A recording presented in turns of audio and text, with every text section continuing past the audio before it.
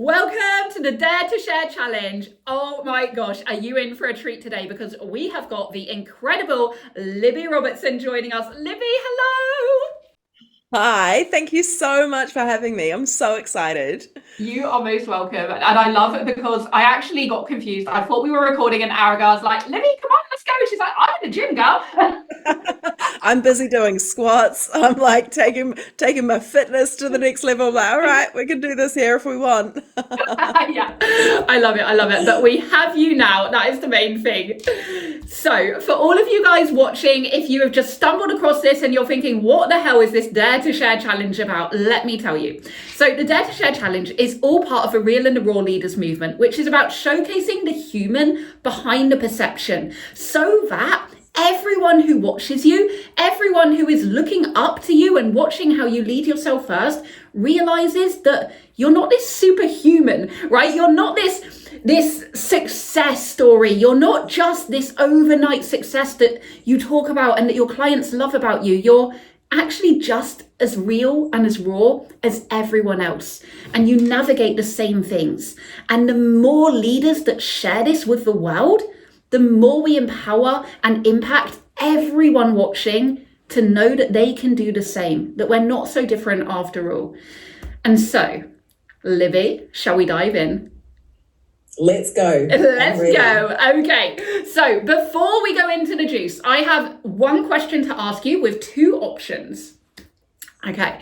It feels like very like, duh, duh, duh. I need to get some sound effects going on. Editor, remember that.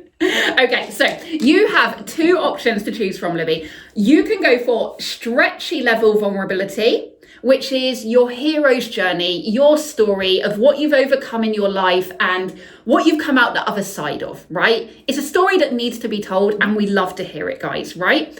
Or you can go extreme, which is something that you're navigating in real time right now, something that you wouldn't normally dare to share because it's behind the scenes and it's not something that you would normally talk about. This is extreme vulnerability right here.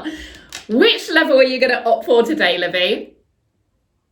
To be honest, I like if I was navigating anything massive, massive, massive, I would absolutely go the extreme. Everything right now is freaking amazing. And so let's go the vulnerable share. I'm open about the stretchy. Yeah. Yeah. Beautiful, I I mean, love it. yeah. No, Both. neither of these are like safe options, right? Like they are both vulnerable, they're both scary, they're both very real and very raw. Okay, so we're going for the stretchy level. So let's dive in. First question. What does being a real and a raw leader mean to you? And I don't just mean in business, okay? We're talking about the human. We're talking about the woman, the individual in your real life. What does that realness and that rawness really mean to you and look like to you? In all honesty, I believe leadership starts behind the scenes. It starts when no one's watching. It's behind closed doors and it's who we choose to be in the moments that we know that we could get away with something or when no one's looking and we could just take a shortcut. And it's in those moments when we choose to do the hard thing, to have the conversation, to not opt to sweep the stuff under the rug, but to have the real and the raw conversations with the people that we need to have the conversations with, or tidy up the things in our life that we need to tidy up. And when we think about, and same for you, Claire, like you're here, you're doing amazing things with your community and you're sharing so bravely and so boldly. I bet that that didn't happen overnight and you're not leading a movement because you woke up one day and decided to create a business that was easy and lead people. Like, no, you went through the ringer. Like you went through the ringer and you became who you needed to be for yourself. And that's between you and God, the universe. Like that's something that when you walk your life in that way, no one can take that away from you. And so I feel like authentic leadership and raw, real leadership actually starts not to lead others, but to be the embodiment of the change and the potential that we want to see in our lives. This one life that we've been blessed with. Let's fucking make the most of it. That is where that to me is what leadership really is. Oh my gosh, I love so much of that. And like you say, it's not like you suddenly wake up and say, yeah, let's do this. Let's be, more vulnerable than ever because this sounds like a good idea. It's like, no. For me, I went through this darkness, the kind of dark night of the soul, a lot of people would call it, of really losing myself in the online space and having to go deep and find who I was again. And through that, I just started sharing the experience in real time. And that kind of led one thing to the other. And here we are today. But for all of you guys watching, think about what is the life that you're living right now? Because that will birth the thing that you're here to do if you're not yet doing it. And it's like Libby says about leading yourself first. Who are you behind the scenes? I know one of our mentors always says, if there was a fly on the wall, or if your clients were spying on you, would they still pay you for what you're doing when no one is looking? Are you still that leader behind the scenes? Are you still who you kind of make out that you are in front of all the world? So I love that so much. So beautiful, so powerful. And just even that, like for me, my journey started in addiction recovery and getting sober and deciding to quit drinking when my only identity that I ever knew was a party girl. Like I was the one buying everyone tequila and getting us kicked out of the clubs and barred from our favorite pubs, and like it was messy. And I remember having this thought, and I bring this into business and I share this with my clients as well. It's like if everyone in the world could hear your thoughts, not just what you do, but what goes on in your mind, how would your experience of that be? And for me, I started on this journey way before I had a business, like way before I decided to share my message. And so I feel like in business, a lot of the time we start the business to create the success, but really we've got to come back to who are we? Who are we being at all times? Are we proud of ourselves, and can we relinquish that shame and that guilt that we so often walk around with? Yeah, absolutely. I resonate so much with that. And I'm sure a lot of you guys can too. Your past identity doesn't mean who you are now, but it formed who you are now. So it's now your job to create a new identity as to who you want to become, right? And start stepping into that. So really beautiful. Okay, shall we dive into the big question? Let's go. Let's do it. Let's do it. So for all of you guys watching, to set the scene so that you know, I don't know what Libby is going to share. I never tell any of the speakers any guidance. They can come in and they can literally share anything. But what I do ask is that it's stretchy, that it's vulnerable even for them, because this is where the true impact and the true empowerment is, in my opinion, because this is where we really showcase our real and raw leadership, where we say, look, this is not comfortable by any means, but I'm here sharing it because I want you to know that I am just as human as you. And that if I can lead myself through these things, so can you. So with that being said, Libby, what are you willing to dare to share with us all today?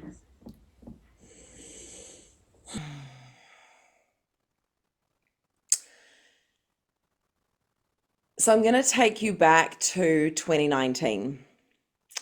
And I had been in business just over a year, maybe about a year and a half at this stage, full time. I'd quit my corporate job and gone all in on my business.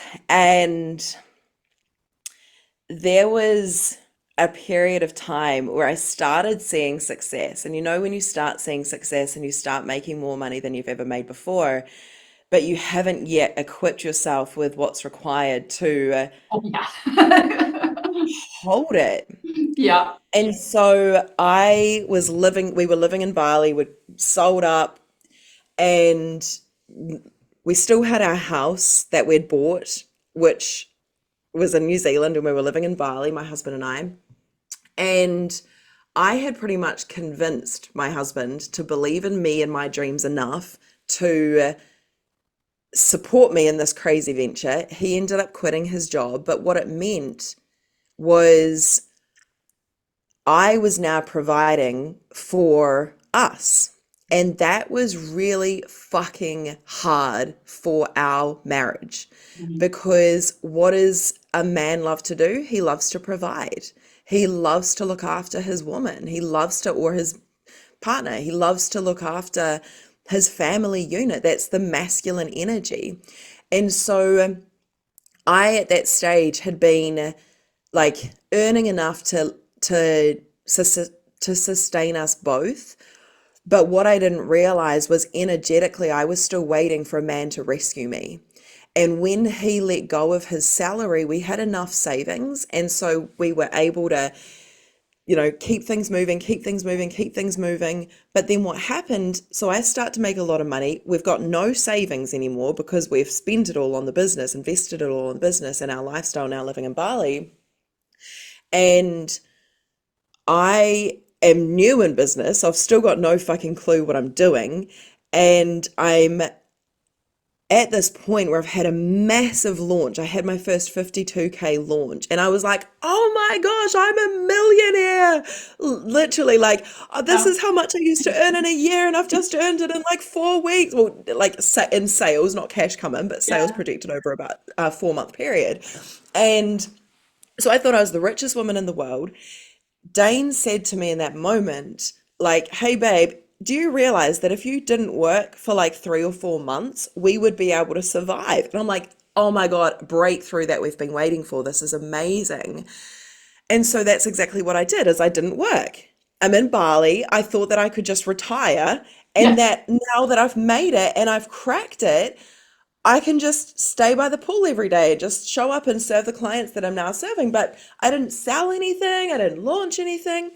On top of that, I experienced this crazy, like narcissistic, abusive troll who's trying to like literally tear me down, tear me down, tear me down. I didn't have the emotional or energetic intelligence to be able to show up. So I'm spending almost every day for a matter of weeks in bed ordering pizza. Like I felt so afraid to even be able to show up online. So we've got this massive success on the outside. We've got my marriage, which is now going through a huge reset and everything that brought up for Dane and I, and like in that. And then I've got this like shit happening online that's just every time I'm posting, this woman's creating new accounts, and it was just we ended up actually going to the police about it because it was like full on, but that's a whole other story for another day. So here, like, so I'm trying to retire, I'm trying to enjoy Bali, but at the same time I can't show up online because I'm petrified of what's going to happen. I didn't know that. I didn't know about boundaries. I didn't know about like anything. And so over the period of about 3 months, I'm in bed almost every day. It's hard to get up. It's hard to reply to my clients. I don't have the mental or the energetic or emotional capacity to show up online. And what happens in business when you don't show up for a few months? Where's the money coming from? Fuck. Holy shit. Okay. Not only that, I had decided that it would be a great idea to hire a team. So I've got team to pay. I've got my husband and I to look after. I've got our rent to pay. We've got our house in New Zealand, which that was fine because my sister she had moved in, she was paying the rent. And so we get to this moment where it's like, and I remember this moment distinctly. I was helping to facilitate at a retreat and I got an invoice from my marketing, the person I brought on to help with my marketing. And she goes, hey, sent you the invoice for this month. And we've got like $100 in the account. Like, I don't know how the fuck I'm going to pay rent next week, let alone buy food for us. And I am the one that's convinced my husband to believe in me enough to put us in this position. Holy shit. Like that drive home back to our villa on the scooter, like the only way that I can describe it. Have you ever been skydiving or bungee jumping? Hell no. It took me years to get over my fear of flying. Me Me neither. And I'm like, he's like, you should do a skydive. I'm like, I'm an entrepreneur. Like, no fucking way. I go skydiving Enough to get in the all the plane. time. I am not getting out of it. So I'm driving home, and all I'm feeling like is I'm about to jump out of a plane without a parachute. Like, that's the feeling that my body is somatically having. So in that moment, I walked in the door and I collapsed. And this is when I realized that, number one, I was still relying on a man to be able to provide for me, even though, like, we're in a marriage and we're in a relationship. I realized that in order to take us where we need to go, I can't do that anymore. And bless him, he's just holding me. And so I realized that in that moment, I wrote down every single thing. I don't know how I knew to do this, but I just knew that it was like just this divine guidance that came through me. It just said, Libby, grab your journal. Once I'd spent hours crying, like, what am I going to do? Grabbed my journal and I wrote down every single situation and decision that I had done over the previous, I don't know how many years, like years, that led to that exact moment. And that was the moment that I reclaimed my power and my responsibility. What ended up happening is we had a moment, I'm like, okay, worst case scenario, we go back to New Zealand, we get jobs, and we just, like, whatever. We tried and we gave it our all. The other option is to make it fucking work. Like, we did not come this far and we do not have this drive. And not only that, I forgot to mention, not only that is I was a new coach, so I was still free, and I didn't have the boundaries. So I'm like losing clients. Clients are walking away. They're leaving. Some ended up staying, but they're leaving because I'm like not able to respond to them properly and not delivering in the way that I need to be delivering, and not being able to hold them because I can't even hold myself. So there's these like this is happening on top of it. I'm like, what am I doing? Like, maybe I'm just not meant to be doing this. That moment, that day, when I got the invoice, I drove home on the scooter and I grabbed my journal and I knew that I had to do something different. And that is the moment I talk about energetically reaching into your soul and pulling out that power that you need, that every part of you that's been relying on a paycheck, every part of you that's been relying on a man, every part of you that's been relying on someone or something outside of you to make it work, that can't come with you. And that's what happened in that moment. And I shit you not, Claire, this is so wild. So after I'd done that, I wrote pages and pages and pages of owning everything that I had done, not blaming the clients that had left, not blaming this, not blaming that, just full responsibility. An hour later, I was able to have a conversation with a person who was back in New Zealand who was interested in my coaching.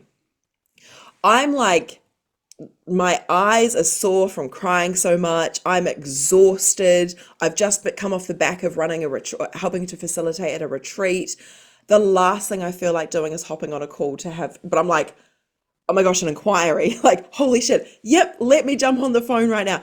Tapping into all that power. Oh my gosh, Claire, she went away and she thought about it. I made it so easy for her to say yes. Like, and this is what we've got to remember as entrepreneurs. Like, we have to learn how to figure shit out. I'm like, I don't know how I'm going to pay my rent next week. I don't know how I'm going to put food on the table. I've got an inquiry. I'm going to make it really, really easy for her to say yes. And that's exactly what happened. I think it was about $3,000 that she paid in full, I think, around this. The next day, I had someone else inquire and I did the same thing. So now I've got $6,000 that's just come in. The day after that, I have someone else pay nearly $3,000. So I've got $9,000 that's just come in. This is what I was doing in a month, and now I've just done this in a week. I'm like, holy shit, miracles exist. And that moment right there, I forgot to mention, and this is what happened after this. During this whole time, my husband goes, let's sell our house. And I'm like, okay. So we decided to sell our house and go all in. We ended up doing more personal development. I knew that I needed to upskill on my boundaries. I knew that I needed to upskill on my energy. And so I went and studied shamanism. This is when I started my apprenticeship, and also then hired a mentor to help us get to millions. We changed everything. Like, no more little girl princess energy. Like, this was time to fucking step into the queen and the powerhouse and the leader that I needed to be, to take my little family, me and my husband, just and the team that I still had, to the next to where we needed to go. And that right there, and I hardly ever tell that story. Well, thank you for providing the space to share that story. I actually forgot about that moment, and that just feels like what wanted to come through. So I hope that whoever's listening, this was helpful for. Oh my gosh, that was just incredible. I'm looking at time like, wow, we're at 20 minutes, but that was so incredible. Libby, honestly, you guys watching, please rewatch that. So much power in that story. I mean, I don't even know where to begin. Like, from being an alcoholic to being in another country, to not being able to pay your rent the next week, to having a team member send you an invoice and you have no money to pay for it. And now, look at you. Are you guys seeing this? This is what you can do in your life. You can transform everything. It's not always easy, but as Libby said, you just figure it out. And this is what I always say, right? We're all just figuring it out as we go. No one has the blueprint of life. Like, we're just stumbling our way through and trying to make it work in the best way that we can. And so, just wow. Okay, Libby, please tell everyone about the magic that you bring into the world now, and obviously where they can find you, because I'm sure after watching that, everyone is going to be flooding to your page. Well, I am so passionate about helping visionary women who don't feel like they fit into a niche. They struggle with this concept of niching down, and they want to unleash the magic, the multi-dimensional gifts and power and purpose and mission that they were fucking born for, to bring a whole new paradigm into this planet, and to make the changes in your life, your business, your family, your community in ways that are going to be felt for generations to come. It's beyond the money. The money is fantastic. It's deep, it's powerful, it's impact driven, it's purpose driven, and it is the most extraordinary life that I believe that we can step into when we have that feeling within us, that knowing that there is more. And so we help our clients, whether they're leaving corporate and transitioning into full-time entrepreneurship, through our Fempreneur program, which is a combination of mindset meets strategy meets energetics. And for those that are already soaring, they're already hitting six figures, and they're ready to go and build multi six figures per year on their way to seven figures, then my mastermind and my closer proximity work is where we do that. And I am so big on a feminine way of leadership, a soulful way of leadership, a soulful way of sales, a soulful way of realizing that your business is the gateway to the transformation that you're here to bring into humanity. And it's magic, literally magic. Oh my God. I can feel it. Can you guys feel it? This is so beautiful. So all of the details will be in the show notes below. Libby, what is your handle on Instagram for everyone?